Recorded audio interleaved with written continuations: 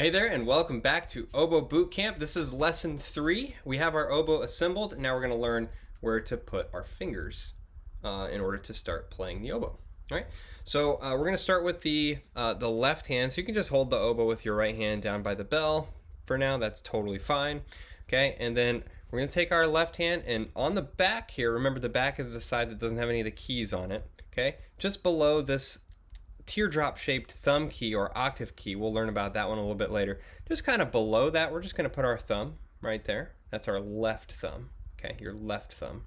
Okay, and then on the front, you'll see these 3 smooth, shiny metal keys here, the ones with holes in them. The smooth ones with holes. You can see there's other keys here that aren't smooth and they don't have holes. So we're going to ignore those. We're just looking at the 3 that have holes in them. Okay, and we're going to start with the top one.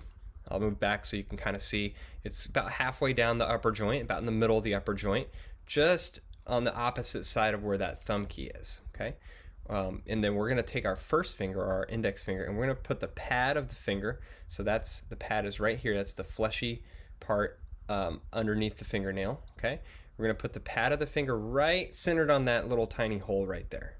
Okay. And we're going to do the same thing with our middle finger or second finger. We're going to refer to the fingers by numbers in this. So number 1, number 2, and then on the second key here. And then the third finger or ring finger. Now that's going to be a little bit of a stretch for you, okay? So that's going to go on the third key down with the hole. Okay, it's going to be, you're going to feel like you have to kind of stretch it out a little bit, okay? The pinky finger can just kind of hang out and float for now, and it'll learn what to do a little bit later. But what you want to see here is, again, that thumb on the back, and then your first, second, and third fingers covering those 3 little tiny holes right there. The fingers should be curved like that. You see how my fingers are curved, not flat or straight like that, but curved. Nice, natural, relaxed curve. So just try that with me as many times as you need to, kind of till you get it down, okay? And always make sure that you're covering those little holes. Sometimes the fingers can slide a little bit to the side when we're not paying attention, and those holes will come uncovered, and that's going to cause some problems. Okay, so holes are covered. So that's the left hand. That goes on the top, closer to the reed. Okay.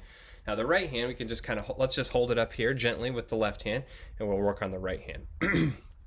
All right, so the right hand is going to go on the bottom half, the lower joint. Okay, and we'll see again, there's 3 smooth, shiny metal keys here. Now only the middle one has a hole this time, okay, on my oboe, but it's, again, you're looking for the 3 shiny smooth keys. We're not going to, the round ones, okay? We're not going to be paying attention to this kind of teardrop shaped one right now, or these little guys in here. We're just looking for the main key. So again, now with our right hand, we're going to put our first finger on the top one, we're going to put our second finger on the second one, and we're going to put our third finger on the third one. Okay, and the thumb goes underneath the thumb rest right on the back there. Okay, and that's going to help hold the oboe up.